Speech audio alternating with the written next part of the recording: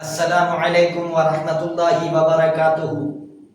नहमदुहू व नुसल्ली व नुसल्लिमु अला हबीबिल करीम।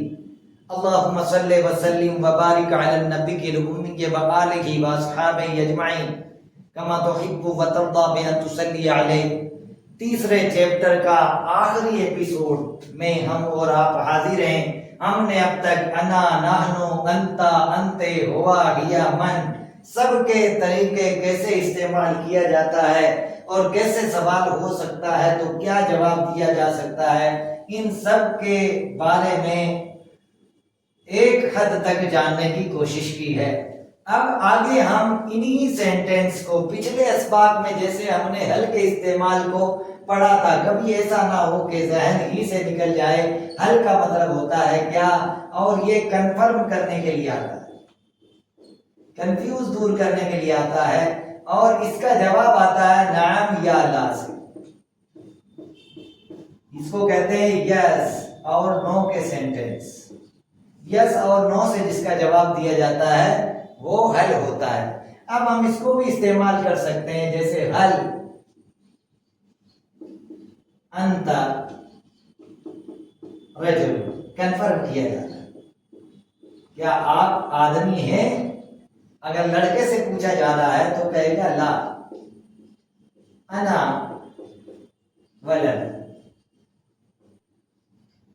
कोई टीचर है और उससे आप पूछ रहे हैं हल अंता मुअल्लिमुन, किताब में इससे मिलते जुलते ही सेंटेंस मिलेंगे, ये ख्याल रहे। ये मैं इससे मिलते जुलते सेंटेंस करा रहा हूं। किताब का चैप्टर इन एपिसोड को सुनने के बाद खुद से हल करना होगा और इंशाअल्लाह आसानी से हल हो जाएगा। हल अंता मुअल्लिमुन, तो इसका जवाब होगा, अगर टीचर से ही पूछा जा रहा है तो कहेंगे नाम अना मुअल्लिमुन।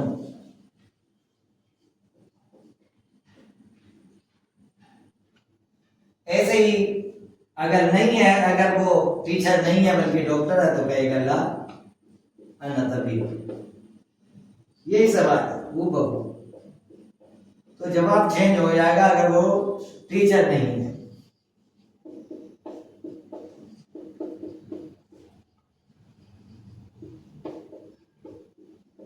तो इस तरीके से बहुत सारे सेंटेंस बनाए जा सकते हैं। हल अंता सगीरुन, अगर छोटा है और मुज़क्कर है तो जवाब देगा नाम अना सगीरुन। अगर मुज़क्कर है, छोटा नहीं है, लंबा है तो कहेगा ला अना तवीलुन। इस तरीके से अलग अलग सेंटेंस बनाए जा सकते हैं।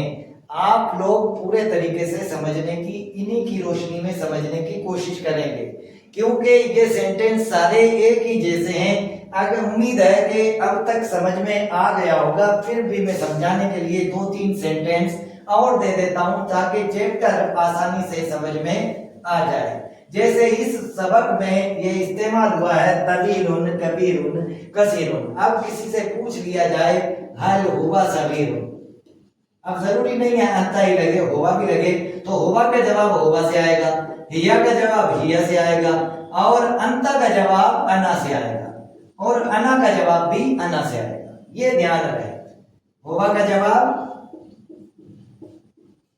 हुआ, हिया का जवाब हिया, और अना का जवाब, और हुआ का जवाब हुआ, हिया का जवाब हिया, और अंता का जवाब अंता, और अंते दोनों का जवाब अना आएगा।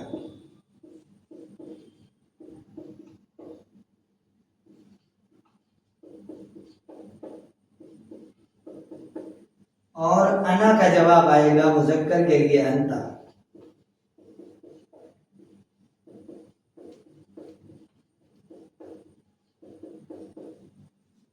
और मुअन्नस के लिए अंते।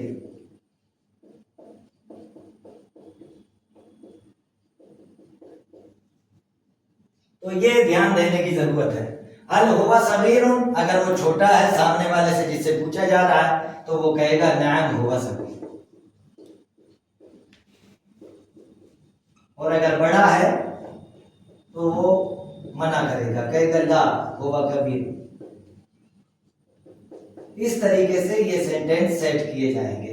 तो अना, नानो, अंता, अंते, होवा, हिया, इन 6 जमीरों के बारे में हमने मालूमात हासिल की। हालांकि कुल जमीरें 14 हैं जो ज़मीरें मुनफसिल कहलाती हैं। अलग से जो ज़मीर आती हैं इसम से हट करके उनको ज़मीरें मुनफसिल कहते हैं। फिर इनकी अलग अलग हालतें होती हैं, 3: मरफू, मंसूब और मजरूर, फिर मुत्तसिल और मुनफसिल। इस तरीके से 70 ज़मीरों में बदल जाती हैं। ये अभी इसका वक्त नहीं है समझाने का। इसमें 6 ज़मीरें जो मुनफसिल हैं उन्हीं का जिक्र किया गया है। कुल 14 ज़मीरें हैं जो मैंने शुरू चैप्टर में बताई हैं। होवा, होमा, होम, हिया, होमा, हुन्ना, अंता, अंतुमा, अंतुम, अंते, अंतुमा, अंतुन्ना, अना, नहनो। ये 14 ज़मीरें हैं। उनमें से 6 ज़मीरों को इस चैप्टर में समझाया गया है। मैंने कोशिश की है कि उनको आप तक पहुंचाऊं। और हुरूफ इस्तिफाम कुल 9 हमने जैसे पढ़े थे। हमजा, हल, मन, मा, मता, ऐना, कैफा, कम, अयो। हल और माँ का इस्तेमाल पिछले चैप्टर में जाना था। इस चैप्टर में मन के बारे में हमने जाना और इसका सवाल होता है तो इसके जवाब क्या क्या बन सकते हैं। इसके अलावा मजीद हमने 12 वर्ड को जाना है, 6 मुज़क्कर के और 6 मुअन्नस के।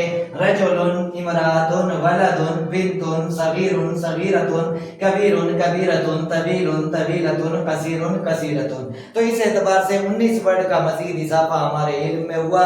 अधिक जानकारी के लिए हमारे चैनल को जरूर सब्सक्राइब करें और अगले चैप्टर और अगले एपिसोड का हमें इसके लिए मजीद मालूमात के लिए इंतजार करना होगा। अस्सलामु अलैकुम व रहमतुल्लाहि व बरकातुहू।